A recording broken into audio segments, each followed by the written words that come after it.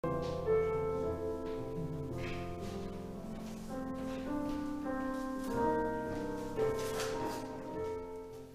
시간 주시는 하나님 말씀을 우리 같이 보겠습니다. 사무엘하 13장입니다. 7절로 19절까지 말씀. 제가 가지고 있는 구약 성경책 482면에 있습니다. 사무엘하 13장 7절로 19절까지 말씀을 제가 봉독하겠습니다. 사순절 네 번째 주일에 우리에게 주시는 하나님 말씀입니다. 하나님 말씀입니다. 다윗이 사람을 그의 집으로 보내 다말에게 이르되 이제 내 오라비 암논의 집으로 가서 그를 위하여 음식을 차리라 한지라. 다말이 그 오라비 암논의 집에 이르매 그가 누웠더라. 다말이 밀가루를 가지고 반죽하여 그가 보는 데서 과자를 만들고 그 과자를 굽고 그 냄비를 가져다가 그 앞에 쏟아 놓아도 암논이 먹기를 거절하고 암논이 이르되 모든 사람을 내게서 나가게 하라 하니 다 그를 떠나 나가니라. 암논이 다말에게 이르되 음식물을 가지고 침실로 돌아오라. 내가 내 손에서 먹으리라 하니 다말이 자기가 만든 과자를 가지고 침실에 들어가 그의 오라비 암논에게 이르러 그에게 먹이려고 가까이 가지고 갈 때에 암논이 그를 붙잡고 그에게 이르되 나의 누이야 와서 나와 동침하자 하는지라. 그가 그에게 대답하되 아니라 내 오라비여 나를 욕되게 하지 말라. 이런 일은 이스라엘에서 마땅히 행하지 못할 것이니 이 어리석은 일을 행하지 말라. 내가 이 수치를 지니고 어디로 가겠느냐. 너도 이스라엘에서 어리석은 자 중 하나가 되리라. 이제 청하건대 왕께 말하라. 그가 나를 내게 주기를 거절하지 아니하시리라 하되 암논이 그 말을 듣지 아니하고 다말보다 힘이 세므로 억지로 그와 동침하니라. 그리하고 암논이 그를 심히 미워하니 이제 미워하는 마음이 전에 사랑하던 사랑보다 더한지라.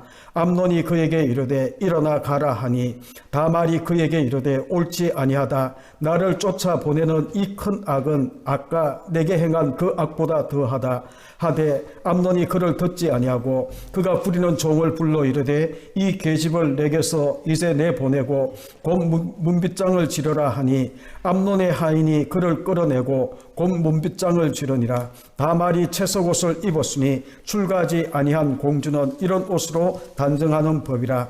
다말이 재를 자기 머리에 덮어쓰고 그의 채색옷을 찢고 손을 머리 위에 얹고 가서 크게 울부짖으니라. 아멘.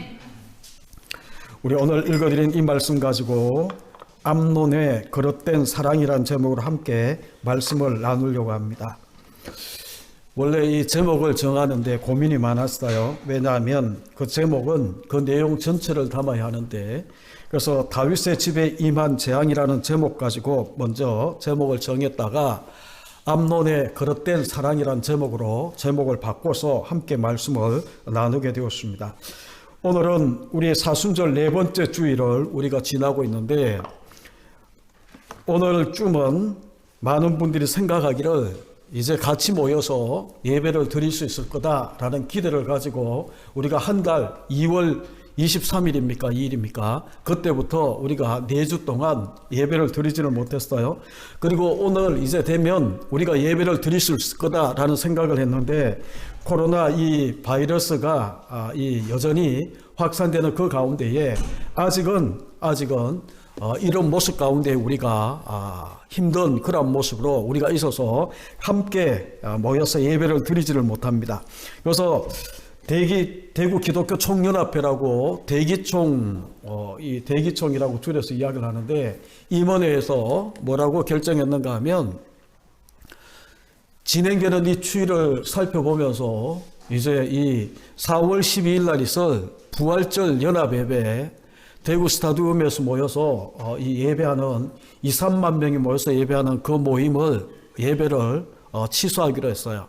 전국에서 모이는 최대 단위의 부활절 연합 집회인데 이 취소하기로 그렇게 되었습니다. 왜냐하면 저를 비롯해서 많은 이들이 지금 사회적인 이 관점이 이 교회를 향한 그런 이 관점이 여전히 부정적이고 사이비 신천지 집단이 대구교회라는 그런 이름으로 언론에 이렇게 알려지게 되고, 그리고 또 하나는 이제 은혜의 강 교회에서 이 집단 발병하는 그런 모습 가운데에 또 이 여러 은혜의 강 교회에 대해서도 여러 가지 많은 이야기가 있어요.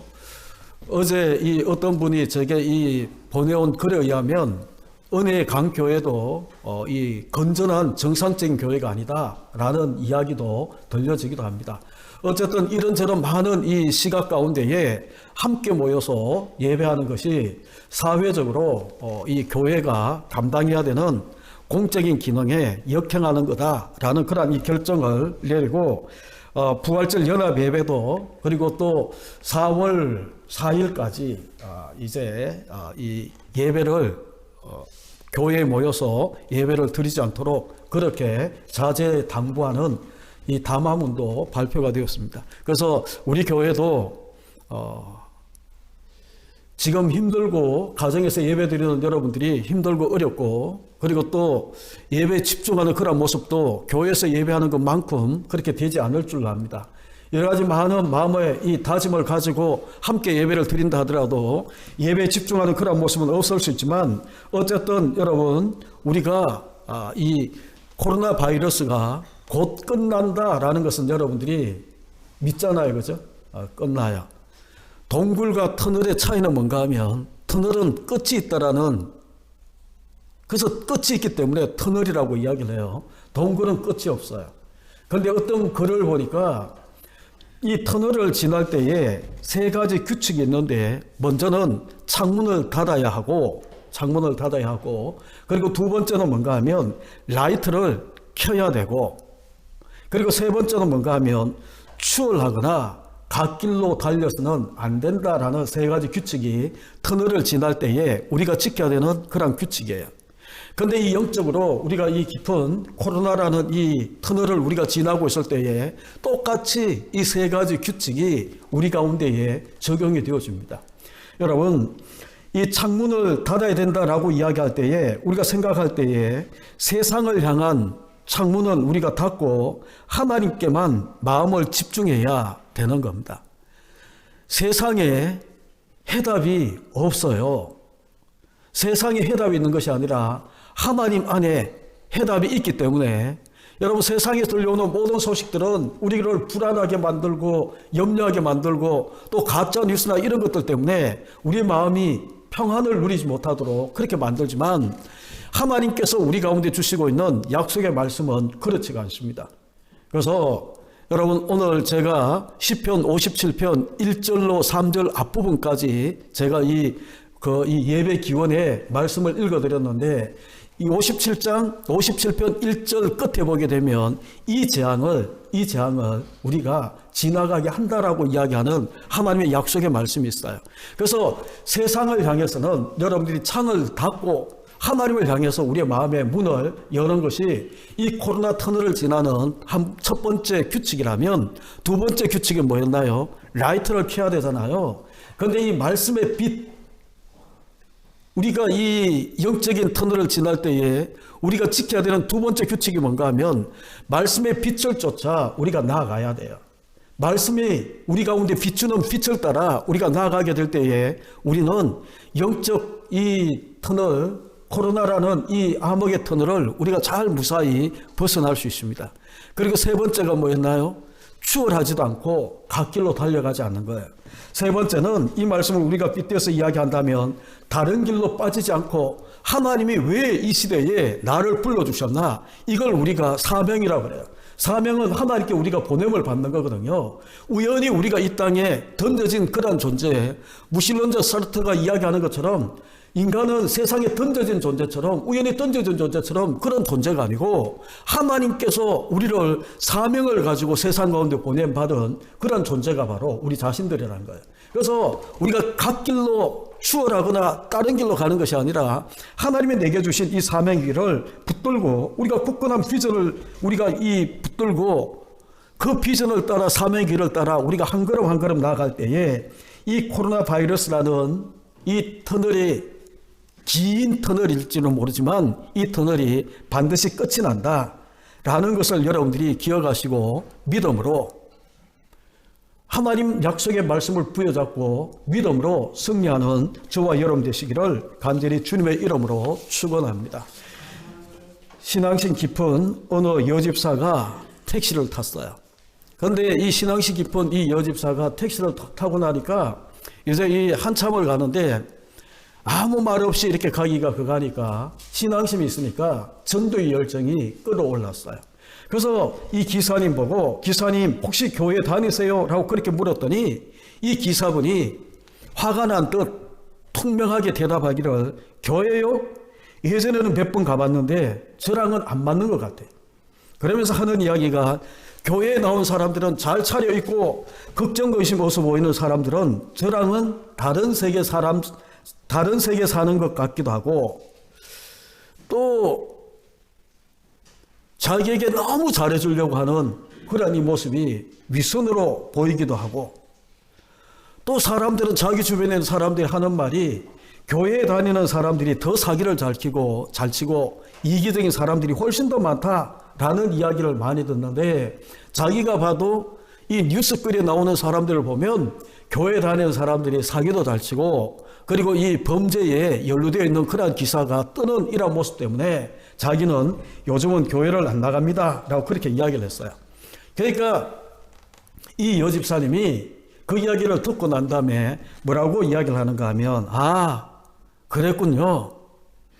교회에서 무슨 일을 겪었는지 모르지만 어떤 상처를 받으셨는지 모르지만 이렇게 한번 생각해 보시죠.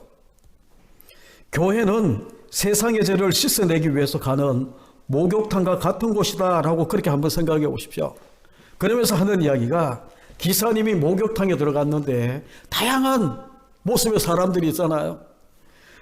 어떤 사람들은 막 옷을 벗는 사람, 그리고 탕에 들어가기 위해서 샤워하고 있는 사람, 그리고 탕에 들어가서 때를 불리고 있는 사람, 때를 밀기 시작하는 사람, 그리고 머리를 감고 있는 사람, 이제 모든 목욕을 다 마치고 마무리 샤워를 하는 사람, 그리고 이제 집에 가기 위해서 옷을 입으면서 로션을 바르면서 콧노래를 부르는 사람 등등 많은 사람이 있잖아요. 이런 목욕탕처럼 교회는 자신의 죄인임을 깨닫고 죄를 씻고자 모인 곳이랍니다 라고 이야기를 하면서 과거에 기사님이 교회에 갔었을 때에 아마 그 중에 어떤 한 부류의 사람들을 보았을 겁니다. 기사님처럼 세상과 갈등하면서 때를 벗기기 위해서 세상의 근심 걱정 떨쳐내기 위해서 교회를 찾아갔는데 거기에서 만나는 사람이 정말 이 힘든 사람도 있었을 거고 또 어떤 사람은 다 씻고 깨어난 마음의 사람도 있었을 겁니다. 기사님도 다 씻고 나오면 뭔가 마음이 가벼워서 행복한 모습을 가지는 것처럼 그런 사람도 우리 가운데에 교회 가서 만날 수 있습니다. 교회에서 만난 사람들의 행동과 말 때문에 상처를 받아서 예수님을 만나지 않는 것은 목욕탕에 가서 다른 사람의 때를 미는 때를 보고 놀라고 실망해서 목욕을 하지 않고 돌아 나오는 그 모습과 같다라는 식으로 이 여자 집사님이 기사님에게 설명을 했어요. 그러면서 덧붙이는 말이 생각해 보세요. 다른 사람이 목욕탕에서 때를 미는데 그 때를 보고 너무 실망하고 싫어서 목욕탕을 돌아서 나왔다면 너무 억울한 일로 다가오지 않습니까? 교회는 그런 곳이니까 꼭 가십시오 라고 이야기를 했어요. 그러니까 이 기사가 표정이 바뀌는 거예요. 퉁명스럽게 교회 옛날에는 다녔죠 라고 이야기하는 그 표정에서 어린아이처럼 표정이 바뀌기 시작하면서 뭐라고 이야기를 하는가 하면 자기가 운전을 하면서 수많은 사람들을 만났는데 교회에 대해서 이야기하는 분들이 한두 분이 아니었는데 그 이 손님처럼 교회에 대해서 정확하게 이해하기 쉽게 자기에게 소개한 사람은 당신이 유일합니다 라고 이야기를 하면서 시간을 내어서 이번 주에는 교회를 한번 나가보겠습니다 라고 이야기를 했다는 거예요. 여러분, 교회는 그런 곳입니다. 지금 세상에서 교회를 바라보고 부정적인 여러 가지 많은 이야기를 하는 사람, 어떤 이 기사분처럼 교회에 와서 만난 사람이 아직은 인격이 덜 성숙하고 여전히 세상의 때를 가지고 와서 걱정근심을 가지고 와서 인격이 성숙하지 못한 그 사람을 만나고 난 다음에 교회에 대해서 이러쿵저러쿵 이야기하는 그런 모습들도 있을 줄 압니다. 여러분 보십시오. 지금 정부에서는 여러 가지 많은 압력 아닌 압력을 이제 가합니다. 그래서 우리 몇 분이 여기 나와서 앉아서 예배를 드리지만 띄엄띄엄 앉아서 예배를 드리고 들으시면서 열 체크를 하고 그리고 열 체크한 그 모든 내용들을 기록하고 그리고 또 여러분들이 오기 전에 소독이 되었어요. 그리고 또 가시고 나면 반격하고 그리고 우리 함께 식사를 하지 못하고 돌아가는 그래서 이 자발적이고 선제적으로 우리가 그렇게 하는데도 불구하고 이제 이 구상권을 청구한다는 등 압력 아닌 압력을 가하는 가운데에 많은 교회 지도자들이 기분 나빠하는 그런 모습이 있습니다. 그럼에도 불구하고 여러분 우리가 그런 모든 것들을 받아들일 때에 이 기사분처럼 교회에 나가서 이런저런 많은 상처와 교회에 대한 여러 가지 많은 부정적인 그런 이야기를 듣고 교회를 바라보는 시각이 그럴 수도 있어요. 그래서 우리가 거기에 이제 부안해동할 것이 아니라 정말 우리는 아까 이야기했던 것처럼 이 터널을 지날 때에 부정적인 모든 시각을 우리가 받을 때에 지켜야 되는 규칙만 우리가 잘 지키고 나간다면 우리는 사회의 이 부정적인 모든 시선들을 긍정의 시선으로 바꿀 수 있습니다. 그리고 또한 우리 교회가 우리 가운데 맡겨주신 하나님의 사명이 있기에 우리는 끝까지 그 길을 달려갈 수 있습니다. 여러분, 이 지나가는 이야기지만 우리 교회가 그래도 작은 교회지만 선교사님을 위로하고 또 선교하고 이렇게 하는 일에 우리가 우리 힘에 부치게 그렇게 많이 섬겼잖아요. 그렇게 섬기고 나니까 이제 이 세계에서는 대구를 어떻게 바라볼지 모르지만 대구가 아주 살 수 없는 도시처럼 그렇게 막 비춰지는 모양이에요. 여기저기 선교사님들이 이제 이 문안, 이 안부를 묻는데 목사님 그곳에서 어떻게 사세요? 그리고 서울에 있는 가지 세미나 하면서 함께 만났던 그 이제 이 말씀을 들었던 그런 이 목회자들이 이제 이렇게 전화가 오면서 이야기를 해요. 근데 그 가운데에 여러분 돌아가시면서 이제 이 뒤에 마스크를 이렇게 넣어놨는데 하나씩 가져가시기를 바라는데 이제 저 마스크는 중국에 있는 선교사님이 보내온 거예요.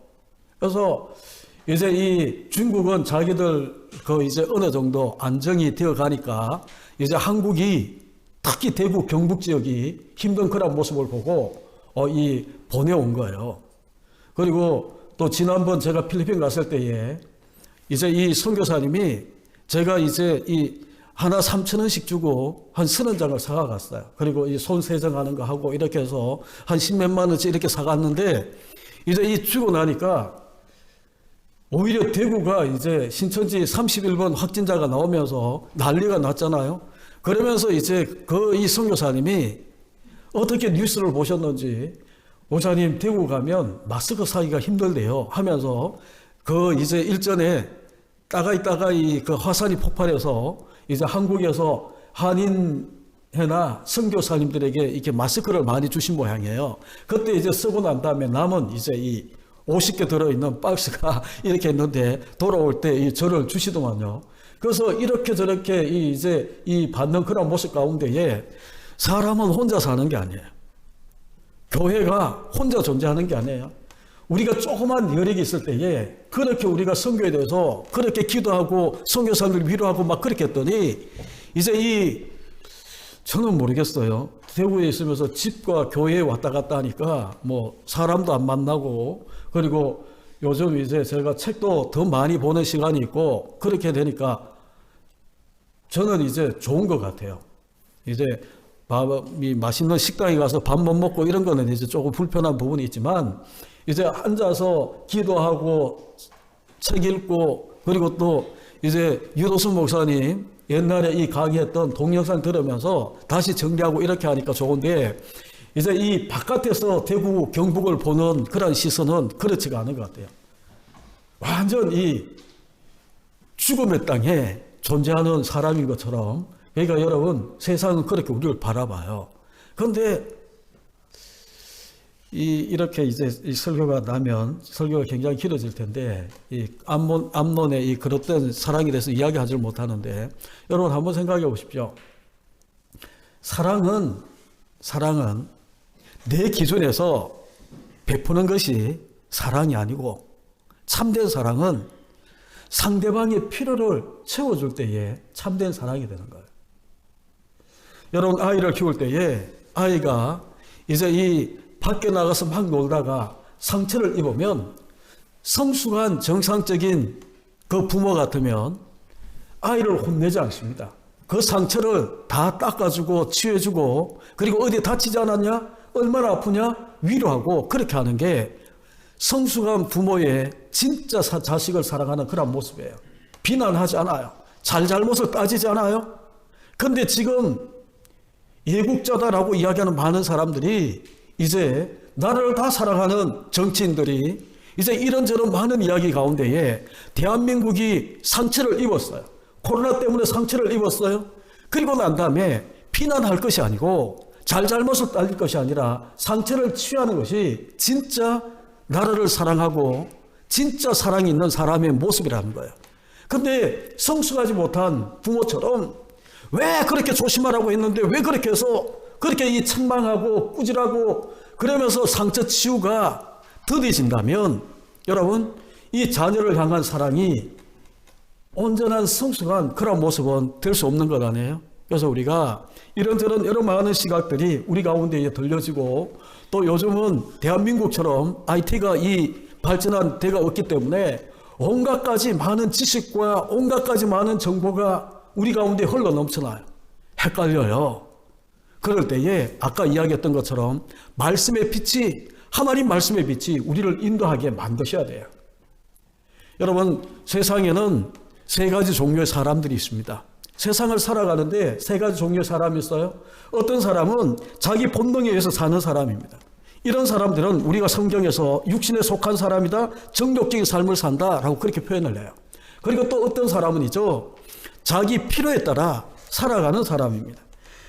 그들은 환경이 어떤 것을 요구하거나 주변에서 어떤 영향력을 주었을 때에 그것에 의해 영향을 받기 때문에 친구의 영향이 아주 막대하고 주변 환경이 정말 이 주변 분위기가 이 사람의 삶을 좌우하는 그런 모습이에요. 성경은 이런 사람을 세상적인 사람이다라고 이야기를 해요. 그러나 우리가 잘 아는 것처럼 영적인 사람이 있어요. 본능의 필요나 아니면 환경적인 필요나 이런 것들을 뛰어넘어서 초월자 되신 하나님의 그 요구에 우리가 따라 사는 사람을 우리는 영적인 사람이다 라고 이야기를 하는 거예요. 여러분 성숙한 사람은 교회 안에도 본능에 따라 사는 사람이 있고요, 교회 안에도 정말 이 자기 외적인 필요에 따라 자기 삶을 좌지우지하는 그런 이 사람의 모습이 있어요. 그러나 성숙한 사람이라면 우리는 영적인 삶을 산다라고 이야기를 하는 겁니다. 그래서 성경은 우리 가운데 육신을 쫓아 살겠냐, 영을 쫓아 살겠냐, 끊임없이 우리 가운데 묻는 거예요. 여러분 우리 주님께서 이야기하는 것처럼 육신의 생각은 사망이요 영의 생각은 생명과 평안이다라고 이야기하는 이 말씀을 우리는 잘 알고 있습니다. 여러분 말씀은 잘 알고 이론은 잘 아는데 현실에 부닥치게 되면 우리는 영을 쫓아 영의 생각과 정말 생명과 평안을 주는 이 영의 생각을 쫓아 우리가 사는 것이 아니라 현실에 부닥치게 되면 본능에 충실하게 사는 거예요. 현실에 부닥치게 되면 필요에 따라 우리가 삶을 좌지우지하면서 그렇게 끌려가는 모습이 그 가운데 있어요. 여러분 우리는 육신을 쫓아 살 것이냐 영을 쫓아 살 것이냐 라고 이야기할 때에 정답을 아시잖아요. 다 교회 다니는 사람들이 나는 육신을 쫓아 살 거야 라고 이야기하는 사람은 없어요. 정말 영을 쫓아 살겠다라고 우리가 다 다짐하는데, 여러분 현실에 부닥치게 되면 영을 쫓아 사는 이 삶의 선택보다 본능이 이끄는 그런 모습처럼, 그리고 내 삶의 필요를 쫓아 우리가 따라가는 그런 모습에 이끌려서 내 삶이 지배받는 그런 모습이 훨씬 더 많더라는 거예요. 여러분, 지금도 하나님은 우리에게 끊임없이 요구를 합니다. 육신을 쫓아 살겠냐? 영의 길을 쫓아 살겠냐? 이 두 길이 우리 앞에 있는데 너 어떤 길을 따라 살래? 라고 묻는 것. 그런데 시대적으로 보게 되면 안타까운 시대예요. 여러분, 이 시대는 사람들이 점점 신령한 것, 내면적인 것, 그리고 이 내적인 아름다움과 고상한 것, 그리고 어떤 철학적인 어떤 이 고상한 이념들을 쫓아 사는 것보다 육체적이고 찰나적이고 쾌락적이고 본능적인 것에 따라 사는 사람들의 모습이 이 시대에 훨씬 더, 이 시대의 가치관을 훨씬 더 많이 지배한다라고 이야기해도 틀리지가 않아요.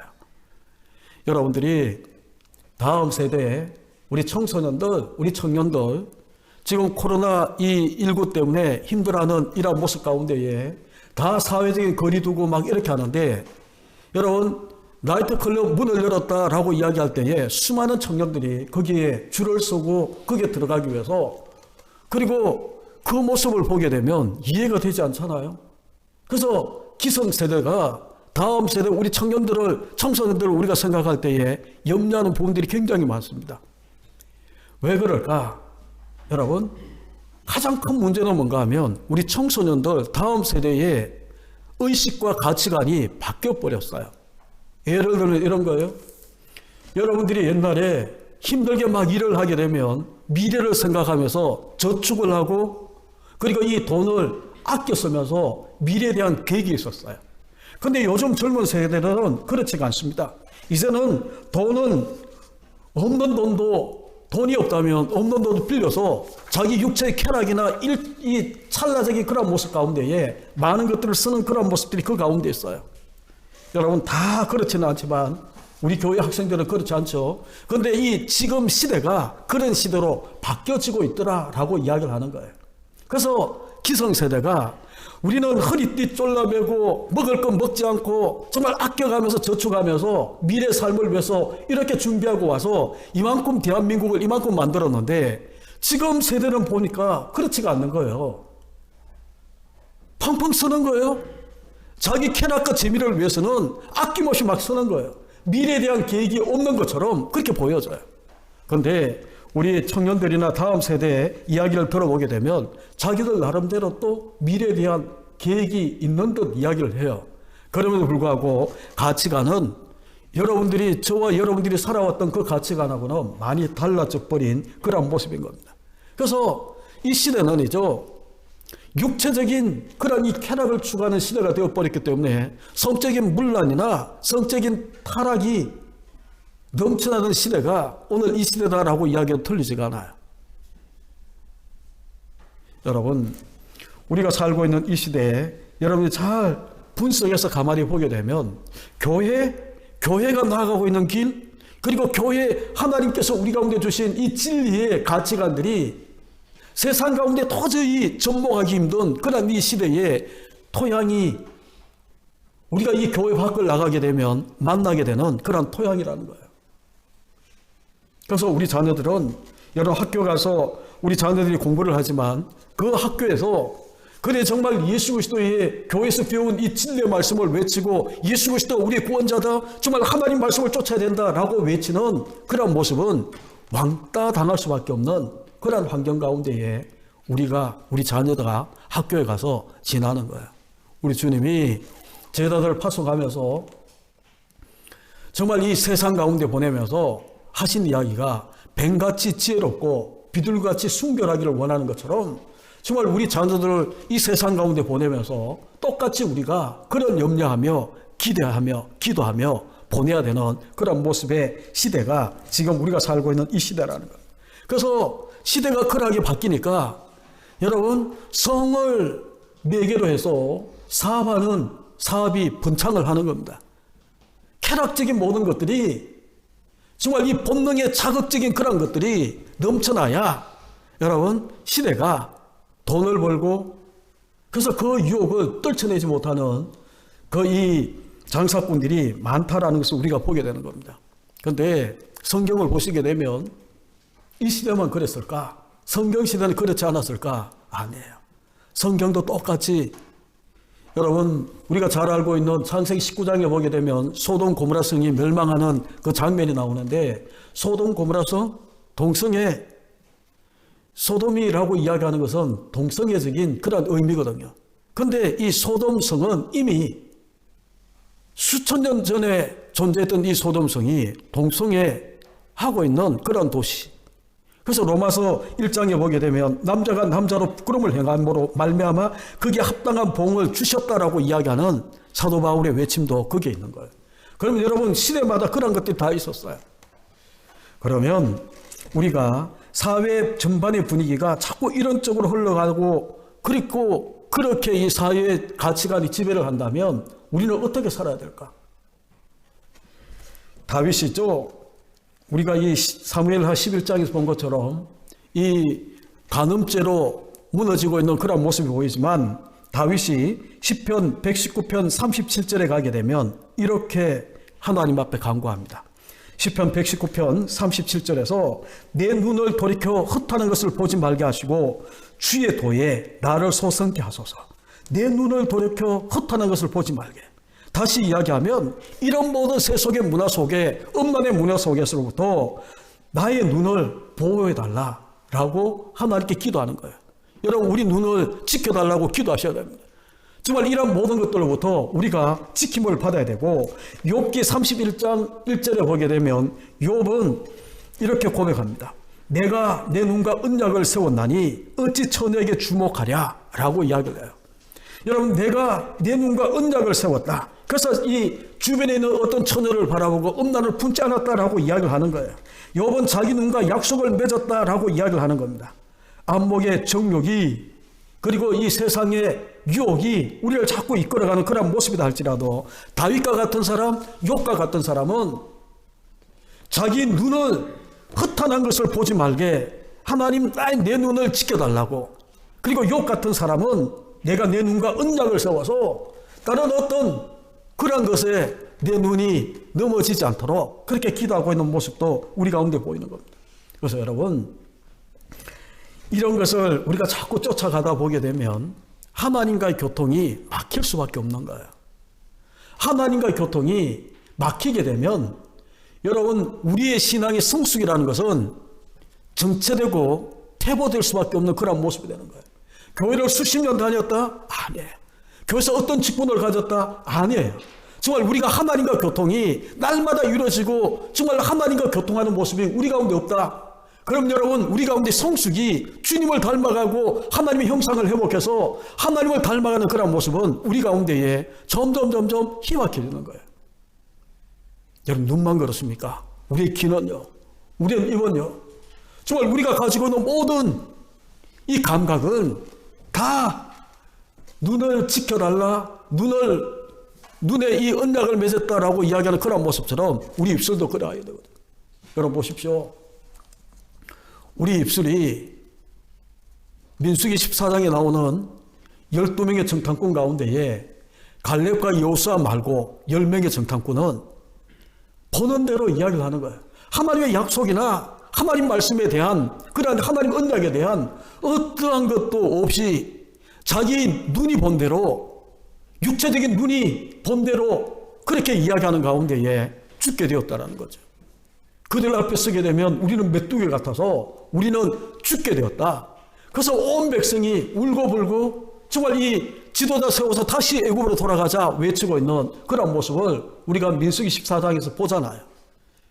우리의 입이 정말 하나님이 우리의 입을 지켜주지 않으면 우리는 10명의 정탐꾼이 되어서 이 백성들이 정말 이 코로나 앞에 다 죽어가는 경제가 어렵죠. 사회 전반적인 모든 것들이 무너지죠. 여러분 영적인 우리의 신앙도 흔들릴 수 있어요. 그러나 정말 이 가나안의 7 족속들 앞에 여호수아와 갈렙만은 그렇지 않았어요. 하나님의 약속의 말씀을 부여잡고 그들은 하나님이 우리와 함께 하시고 그들의 신은 그들을 떠났으니까 그들은 우리의 밥이라고. 여러분 이 코로나 바이러스 끝납니다. 반드시 끝이 있습니다. 그 끝을 맺는 데에 우리가 기도하는 것처럼 우리 대한민국이 백신을 개발하고 치료제를 개발하고 그 가운데 특별히 예수 믿는 의학자가 그런 일을 해서 복음을 전하는 데에 더 디딤돌이 되는 그런 모습이 되기를 기도하고 있지만 끝이 있어요. 그런데 우리가 하나님의 약속의 말씀을 붙들지 않으면 여호수아와 갈렙이 되어서 이 백성들이 안 그래도 힘든데 더 좌절하고 절망하게 만들 수밖에 없는 그런 모습이 되는 거예요. 그렇게 되려고 하면 우리 길을 지키셔야 돼요. 우리 길을 하나님의 음성을 듣고 하나님의 약속의 말씀을 듣고 정말 하나님께서 우리 가운데 말씀하시는 그 약속을 우리가 자꾸 듣지 못하게 되면 10명의 정탐꾼처럼 눈에 보는 대로 정말 내 귀에 들리는 대로 우리가 이야기할 수밖에 없어서 정말 이 세상의 모든 사람들을 절망하게 하고 좌절하게 만드는 그런 모습이 될 수밖에 없음을 여러분 기억하시고 우리는 이제 10명의 정탐꾼으로 부름받은 사람이 아니고 이 시대에 하나님의 약속의 말씀을 가지고 세상을 바라보면서 여호수아와 갈렙으로 우리가 부름을 받아서 그들을 하나님의 약속의 말씀으로 일어나게 만드는 것이 우리에게 주어지고 있는 사명인 것을 이 사명의 길을 우리가 가야 영적인 터널을 정말 이 영적인 이 코로나라고 이야기하는 이 암흑의 영적인 터널을 우리가 무사히 건너고 오히려 더 성숙한 그 모습 가운데에 복음을 더 쉽게 전할 수 있는 그런 기회가 되어짐을 여러분 믿으시고 여러분 기도, 여러분 눈도, 여러분의 입술도 하나님의 약속의 말씀에 굳게 지킴을 받는 저와 여러분 되시기를 간절히 주님의 이름으로 축복합니다. 여러분, 하나님이 우리를 구원하신 것은 우리로 하여금 다시 에덴 동산의 축복을 정말 예수 그리스도를 통해서 이 땅에 실현하기 위해서 하나님 우리를 구원하셨어요. 이것을 신약에서는 하나님의 나라 회복이다라고 이야기를 합니다. 하나님의 통치가 실현되는 그 현장을 하나님의 통치가 실현되는 그런 장소로 만드는 것이 하나님이 우리를 구원하신 구원의 목적이에요. 죄는 우리를 오염시켰습니다. 사람에게 있어서 제일 큰 소원이 있다면 죄로부터 벗어나서 우리가 정결하게 되고 하나님의 형상으로 변화되어 가는 하나님의 형상을 닮아가는 그러한 것이 사람에게 있어서 제일 큰 소망이라고 이야기할 수 있습니다. 하나님 우리를 구원하시고 예수 그리스도를 보내셔서 십자가를 주신 목적은 다른 것이 아니에요. 첫째는 제 용서함을 받고 정결케 되라, 깨끗하게 되라라고 이야기를 하는 겁니다. 여러분, 하나님이 우리를 구원하신 십자가 피 흘려주시고 우리를 구원하신 그 목적이 뭘까라고 이야기할 때에 여러분, 첫 번째는 깨끗함이에요. 우리를 정결하게 하기 위해. 그런데 우리는 그 구원의 목적보다 자기 필요에 따라 돈을 달라, 정말 이 건강을 달라, 가정의 행복을 달라, 정말 하나님 우리 자녀 복되게 해달라, 그런 기도도 물론 필요하겠지만 그것이 우선이 아니거든요. 우리가 축복받는 것이 먼저가 아니고 하나님과의 관계, 하나님의 부르심의 이 목적에 우리가 먼저 충실하게 나아가는 것이 더 중요하고 먼저라는 것을 우리가 기억하셔야 돼요. 우리가 자녀 문제나 물질의 문제나 건강의 문제나 여러 많은 문제 가지고 매일매일 기도하는데 그것이 해결되지 않는다면 빨리 깨달으셔야 돼요. 하나님과 나와의 관계, 하나님과 나와의 관계가 뭘까? 하나님과 나와의 관계가 지금 어떤 상태인가? 하나님은이죠. 제가 이런 표현 써서 죄송하지만 하나님 당신의 목적이 우선이에요. 나를 예수 믿게 하고 이 자리에 나오게 하고 우리 예수님을 나의 주, 나의 하나님이라고 고백하게 만들고 예수님이 나의 구원자라고 고백하게 만든 그 목적이 뭔가 하면 예수 십자가 믿고 너 정결하게 돼야 돼. 너 깨끗하게 돼야 돼. 그리고 난 다음에 하나님을 닮아가고 하나님의 형상을 회복하고 정말 네가 섰는 그 장소에 하나님의 통치가 이루어지는 하나님 나라를 실현하라고 하나님 우리를 부르신 거예요. 그런데 여기에는 우리는 관심이 없고 내 필요에 따라 자꾸 하나님, 나 돈이 필요해요, 나 건강이 필요해요, 내 자녀 잘 돼야 돼요. 여러분, 우리는 기억해야 합니다. 하나님이 나를 왜 불러주셨는가? 하나님이 왜 예수 그리스도를 십자가를 우리 가운데 주셔서 그 십자가를 우리가 믿고 구원 얻게 했는가? 라는 것을 우리가 먼저 생각하셔야 돼요. 그래서 그 부르심이 우리 가운데에, 부르심의 목적이 우리 가운데에 정확하게 세워지지 않는다면 여러분, 우리는 쉽지가 않아. 그래서 터널을 빠져나갈 때 규칙 3가지를 여러분들이 기억하신다면, 우리가 하나님이 왜 나를 이 세상 가운데 보내셨는가? 그게 사명이라고 이야기했잖아요. 미션이라고. 하나님 우리를 우연히 세상 가운데 뚝 던져놓은 게 아니에요. 하나님은 우리를 사명을 가지고 어떤 목적을 가지고 우리를 이 땅에 보내시고, 특별히 대한민국 백성으로 태어나게 만들고, 그리고 2020년을 살아낼 수 있도록, 또 이 대구 기쁨의 교회에서 우리가 2020년을 살아낼 수 있도록 코로나라고 이야기하는 이 바이러스 때문에 힘든 이 상황 가운데에 우리를 세워주신 그 목적이 있다라는 거예요. 그런데 그 목적을 우리가 깨닫지 못하게 되면 흔들릴 수밖에 없는 그런 모습인 것을 여러분 기억하시기를 바라면서, 하나님은 구원받은 우리에게 정결을, 깨끗함을 요구한다라고 이야기했는데, 그것을 이루기 위해서 여러분 징계를 계속 내리시는 거예요. 심판이 아니라고 이야기를 했어요. 징계라고 이야기를 했어요. 그래서 이 징계의 목적은 다른 것이 아닙니다. 우리를 거룩하게, 우리를 거룩에 참여하게 만들기 위해서 하나님 우리를 징계를 하시는 거예요. 그런데 그 징계 가운데에 여러분, 이것을 우리가 잘못 받아들이게 되면 징계의 목적을 이뤄내지를 못하는 거예요. 불평과 원망 가운데에 우리가 자꾸 무너지는, 하나님과 자꾸, 하나님 뜻과 자꾸 멀어지는 그런 모습이 될 수밖에 없는데, 이제 이 본문으로 돌아오셔서 이 하나님이 다윗의 11장의 이 모습 때문에, 이 범죄 때문에 12장에 가서 다윗은 회개를 했지만 뭐라고 이야기했나요? 칼이 영원히 내 집을 떠나지 않는다라고 이야기를 했거든요.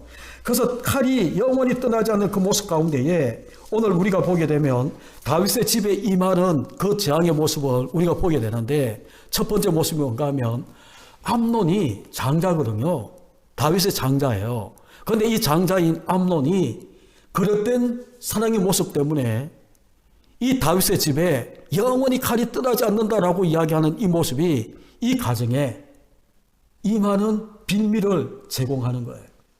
그래서 암논이 어떤 잘못을 했는가라는 것을 우리가 보게 되면, 저는 암논의 이 그릇된 사랑의 특징을 자기 욕망에 이끌린, 욕정에 이끌린 사랑이다라고 그렇게 표현하고 싶어요.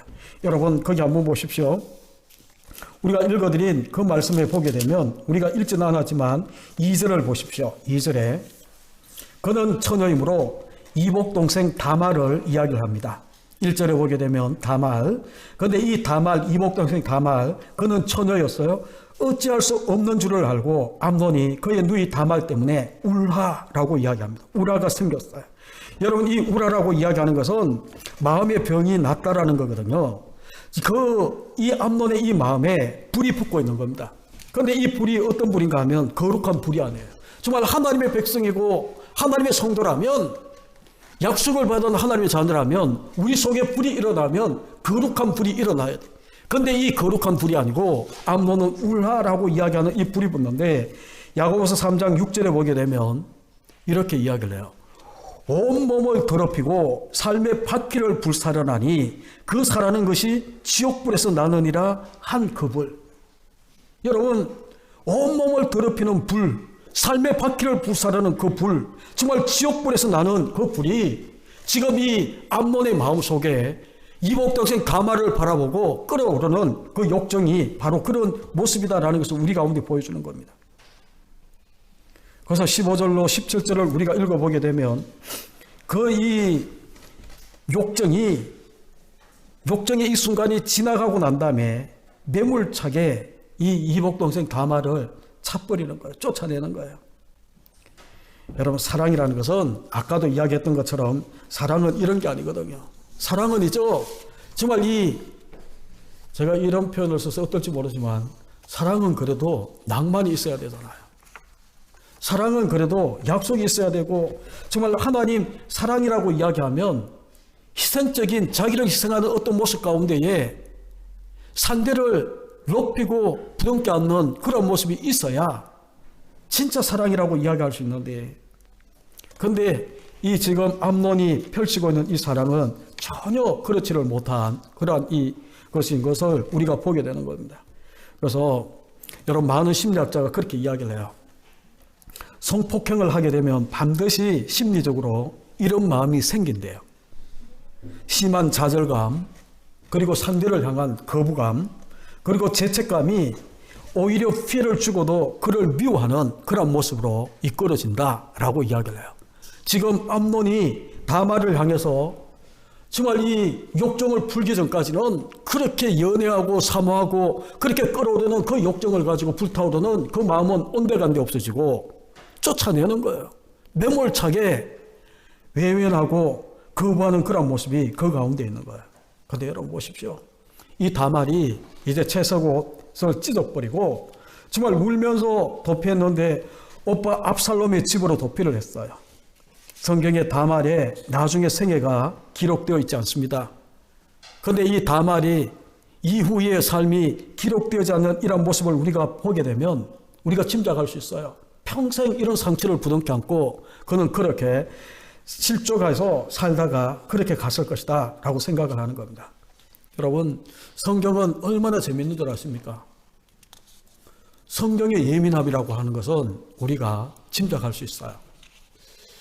야곱이 정말 이 장자의 축복권을 받기 위해서 그 양을 잡아다가 피를 바르고 양털을 이렇게 묻혀서 입고 그렇게 이 아버지에게 축복을 받았어요. 그런데 나중에 자기가 이 총애했던 요셉이 형들에 의해서 보디발이 집에 팔려가고 난 다음에 그들의 아들들이 와서 뭐라고 이야기하는가 하면 피 묻은 그 옷을 가지고 와서 요셉이 짐승에 찢겨 죽은 것처럼 그렇게 이야기를 하는 겁니다. 여러분, 에스더서를 보게 되면 하만이 모르드게를 달기 위해서 높은 장대를 세웠는데 정말 하나님의 기회하심을 통해서 이 하만이 오히려 거기에 달리고 있는 그 모습을 우리가 보게 돼요.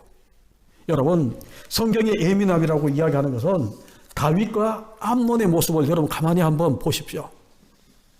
우리가 다윗이 11장에서 밧세바의 아름다움을 보고 마음의 음욕이 뿔뿔 떠다여 죄를 범하는 모습을 우리가 보았잖아요. 그런데 그 후에 그의 장자 암논이 그 이복동생 다말의 아름다움을 보고 음욕이 풀릴 듯 일어나서 울화가 맺히고 있는 그런 모습으로 나아가는 겁니다. 다말이 12절에 그렇게 이야기하잖아요. 자기 오빠 암논을 바라보고 오라버니여 나를 욕되게 하지 말라. 이런 이스라엘에서 마땅히 행하지 못할 것. 이스라엘에서 마땅히 행하지 못할 것이고 또 뭐라고 이야기합니까? 이 어리석은 일을 행하지 말라. 여러분, 힘없이 짓밟히고 있는 다윗의 딸이 외치고 있는 이 말, 하나님이 외치고 있는 말이거든요. 다윗이 11장에 밧세바를 바라보고 이 음욕을 품고 정말 이 간음죄를 범할 때에 이스라엘 중에서 마땅히 행하지 못할 것이고 어리석은 일이다 라고 이야기를 하는. 그런데 여러분, 다윗이 마땅히 행하지 못할 일을, 어리석은 일을 행해버렸어요. 그런데 이 장자 암논이 똑같이 이스라엘에서 마땅히 행하지 못할 이 어리석은 일을 자기 아비 다윗의 모습처럼 행하고 있는 이 모습을 우리가 보게 되는 겁니다. 그리고 14절에 보게 되면 암논이 그 말을 듣지 아니하고 다말보다 힘이 세므로 억지로 그와 동침했다라고 이야기를 하는데 다윗이 밧세바보다 힘이 셌어요. 왕이에요. 왕이 힘이 센 왕이기 때문에 밧세바를 억지로 그와 동침하고 있는 그 모습. 그러니까 성경이 너무너무 예리하잖아요. 하나님의 사람 다윗이 넘어지고 있는 이 모습 가운데에 그 모습 그대로 그의 장자 암논이 똑같은 길을 걷고 있는 이 모습. 그런데 다른 점이 있어요. 다른 점이 뭔지 아십니까? 다윗은 나단 선지자의 보냄을 받고, 그러니까 널리 하는 이야기지만 주의 종이 하나님의 음성을 들을 수 있는 그런 기회가 주어진다라고 이야기하는 것은 하나님이 여전히 기회를 주고 있는 순간이에요. 그리고 당신이 마땅히 죽어야 되는 그 사람입니다 라는 이야기를 듣고 그가 회개하고 밧세바를 자기 아내로 삼는 거예요. 그렇죠? 그런데 암논은 다말을 쫓아내는 거예요. 이것 때문에 나중에 우리가 다음 주에 보게 될 이 압살롬과 이 다윗의 집의 형제 간에 칼부림이 일어나는, 살인이 일어나는 그 모습으로 이어지는 그런 모습이 그 가운데 있는 겁니다. 그래서 사랑하는 여러분, 우리가 정말 기억해야 되는 것이 뭔가 하면 우리는 하나님의 사랑을 입은 사람이에요. 아무 조건도 없이 하나님은 일방적으로 우리를 사랑해 주셔서 우리가 하나님의 사랑을 입은 사람들이에요. 그러면 하나님의 사랑을 입은 우리가 암놈처럼 그릇된 사랑으로 우리가 나아가는 것이 아니라 내가 받은 사랑 그대로 내 주변에 있는 사람들에게 사랑을 그대로 펼치는 것이 하나님의 형상을 닮아가고 있는, 주님의 모습을 닮아가고 있는 성숙한 자의 모습인 것을 우리가 기억하셔야 되는 거예요. 여러분, 하나님이 우리를 사랑하실 때에 하나님 기준 가지고 우리를 사랑했다면 우리는 구원받지 못해요. 우리가 아직 죄인 되었을 때에, 여러분 로마서 5장 8절에 우리가 아직 죄인 되었을 때에, 로마서 5장 10절에 아직 우리가 하나님과 원수 되었을 때에 하나님이 독생자 예수를 이 땅에 보내셔서 하나님과 우리를 화목하게 만드시고 우리를 향한 하나님의 사랑을 확정하고 있는 그 모습처럼 내 기준이 아니에요. 상대방이 처해 있는 그 모든 모습들을 우리가 부둥켜 안고 정말 여러분, 이 대한민국을 가슴에 안으십시오. 여러분들이 이 대한민국 찢어지고 코로나 바이러스 때문에 힘든 특별히 대구 경북 지역을 여러분 가슴에 안으시고 잘못을 따지는 것이 아니라 그들의 모든 상처를 부여안고 우리가 함께 회개하면서 우리가 똑같은 죄인이고 우리가 똑같은 하나님 말씀대로 세상의 빛과 소금의 역할을 감당하지 못해서 일어나고 있는 모습이잖아요. 그러면 우리는 그릇된 사랑으로 세상을 바라보고 책망하고 비난하고 그렇게 할 것이 아니라 세상의 모든 상처를 가슴에 부둥켜 안고, 여러분 구약의 대제사장 늘 이야기하잖아요. 지성전에 들어갈 때에 이 이스라엘 12지파의 보석을 가슴에 다 안아요. 여러분 이 12지파가 누굽니까? 광야에서 아론을 향해서 모세를 향해서 정말 돌을 던지고 죽이려고 했던 그런 이 12백성들의 그 모든 가슴에 부둥켜 안고 하나님 전에 나가서 이들을 살려달라고, 이들의 죄를 용서해달라고 하나님 앞에 기도하는 자가 대제사장이거든요. 우리는 대제사장의 사명을 받은 사람이에요. 왕같은 제사장으로 부름을 받은 사람이에요. 그럼 우리가 해야 되는 이 세상을 향한, 특별히 대구 경북을 향한 이 사랑은 어떤 모습으로 나와야 되는가? 하나님이 내가 상처 있고 죄로 죽을 수밖에 없는 나를, 하나님과 원수였던 나를 하나님 어떻게 사랑하셨는가를 여러분 보시라는 거예요. 그 사랑 그대로 우리는 할 수 없지만 흉내라도 내시고 가슴에 부둥켜 안고 주님 앞에 나와 여러분 기도도 하시고 여러분 삶의 저소에서 정말 그 하나님의 통치가 이루어질 수 있도록 정말 이 시대의 모든 주장된 백성들이 일어나게 만들 수 있는 그런 모습이 되게 하기 위해서 이 시대의 갈렙과 여호수아가 되셔서 여러분 기도, 여러분 입술도, 여러분 눈도 지키셔서 하나님의 약속의 말씀, 위로의 메시지를 전하는 저와 여러분 되시기를 간절히 주님의 이름으로 축복합니다. 우리 기도하겠습니다. 하나님 아버지 감사합니다. 힘든 시대, 한 번도 경험하지 못한 그런 이 어려운 이 시간들을 우리가 맞이하고 있습니다. 하나님께서 긍휼히 여기시고 불쌍히 여겨주셔서 우리를 세상의 치료자로 우리를 보내셨는데 그들을 가슴에 부둥켜 안고 함께 기도하며 나아갈 수 있는 우리 모두가 되게, 정말 이 시대의 여호수아 갈렙이 되게 하나님 인도하여 주옵소서. 혹시나 성숙지 못해 10명의 청탄꾼처럼 안 그래도 힘든 광야에서 힘든데, 안 그래도 코로나 바이러스 때문에 두려움 가운데 빠져 있는데 그들을 좌절하고 절망하게 만드는 10명의 청탄꾼이 되지 않도록 하나님 우리의 입술과 우리의 귀와 우리의 눈을 지키시고 인도하여 주옵소서. 예수님의 거룩하신 이름으로 간절히 기도하옵나이다. 아멘.